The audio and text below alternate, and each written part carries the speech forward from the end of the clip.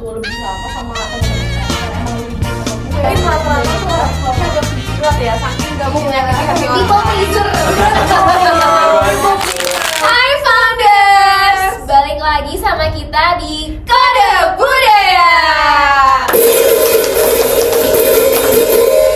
Oke, bertemu lagi sama gue El Dan gue Steph. Hari ini kita bakal seru-seruan karena bintang tamu kita dari Gen Z. Dan Gen Z itu dari berbagai negara. Oke, jadi untuk episode kali ini kita bakalan kupas tuntas nih El. Betul. Apa sih itu budaya-budaya dari luar? Karena mereka sendiri punya kodenya masing-masing. Udah gak sabar banget sih, Steph. Benar, gue juga gak sabar banget. Dan mungkin kita langsung perkenalkan aja kali ya bintang tamu yang udah hadir saat ini. Hati-hati. Dan juga selamat datang buat Rangga, Cinta, dan Mili. Mungkin boleh perkenalan dulu ya dari Cinta. Hai, aku Cinta. Aku sebagai moderator dan aku masih sedang kuliah.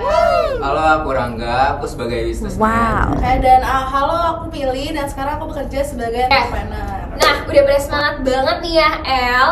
Dan sekarang kita mau bedah kenapa sih kata iya di Indonesia belum tentu di mata orang Jerman ataupun orang Amerika. Nah, kita tanyain aja nih ke Rangga, karena Rangga ini blasteran Amerika El. Dan gimana nih, coba ceritain dong ke kita miskom terparah lo gara-gara kata iya yang bikin orang lain tuh jadi salah nangkep.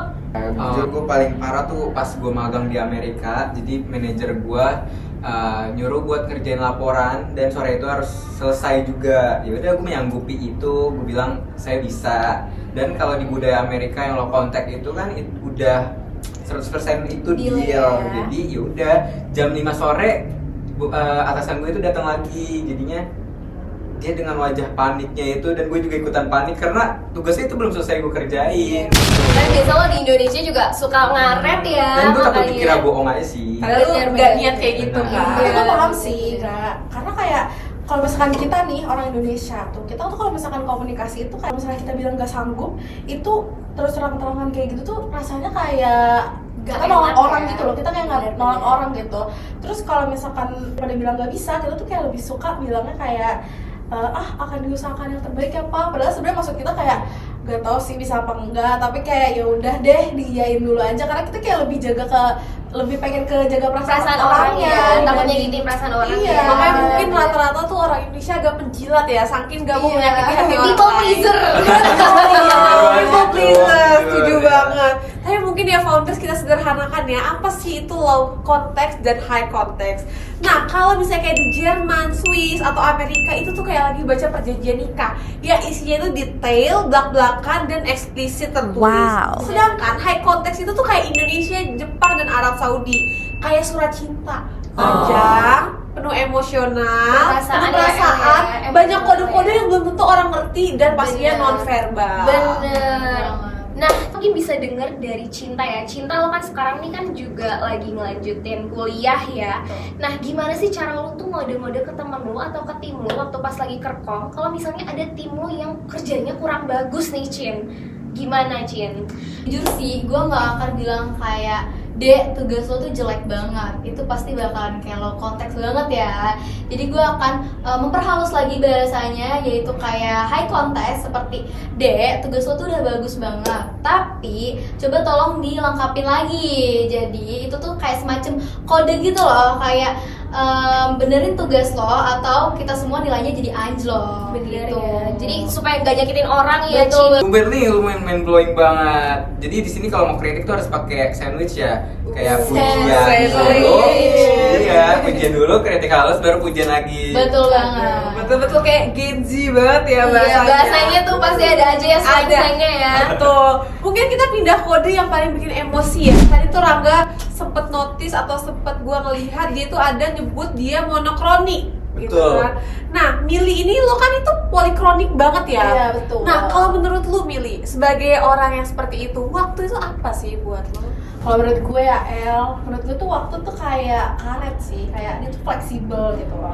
Kayak maksudnya gini nih, kayak polikronik itu maksudnya kayak gue bisa kerjain banyak hal sekaligus, tapi gue tuh kayak sambil gue balas chat temen gue, sambil gue ngopi atau sambil meeting juga bisa gitu. Multitasking kayak, ya? Iya, multitasking, benar banget.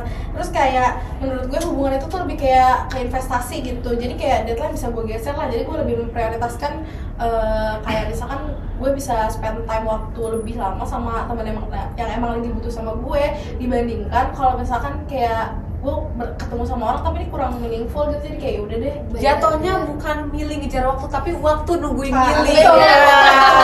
Gitu. Karena prioritas ini adalah hubungan.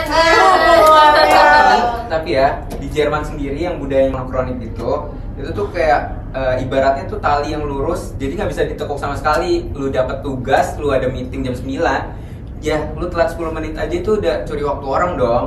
Jadi menurut gue itu profesional aja sih. Time is money ya, Betul. berarti nggak bisa main-main Nggak nih bisa kalau main-main. misalnya untuk orang Jerman atau Amerika ya. Makanya nih Rangga, founders, kalian tuh kayak harus ngerti gitu kalau misalkan kalian ketemu sama orang barat atau dari Jerman, terus kayak kalian tuh mikir kayak kok ini orang kayak to the point banget sih, langsung banget nih, orang ada masalah sama gue apa gimana. Nah itu enggak, mereka tuh cuma ngikutin kode komunikasi dari negaranya sendiri, yaitu slow konteks itu. Bener. Nah, aku juga mau sedikit nambahin juga nih. Jadi kalau kalian punya teman orang Indonesia dan orang Indonesia itu telat, kalian tuh jangan kayak ngerasa kayak kok dia nggak ngehargain lo banget sih, atau yang kayak kok nggak ngehargain waktu banget. Bukan begitu ya guys ya, tapi mereka tuh lebih memprioritaskan hubungan dan fleksibilitas mereka yang kayak seperti yang Mili tadi itu, yaitu polikronik.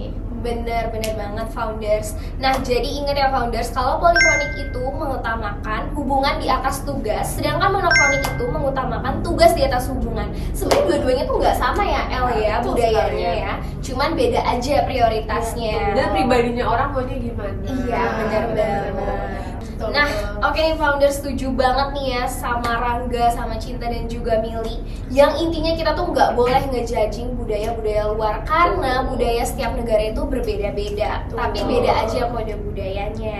Betul, makasih banyak buat teman-teman semua. Jadi kalau misalnya itu nanti gue dan Stevia nggak kagok ya. Bener, kita nggak kalau shock lagi ya El kalau kita keluar. Betul. Bener Oke, banget. makasih banyak buat Rangga. Sekali lagi Rangga, Cinta, Mili, thank you so much. Thank you so much Thank you. guys.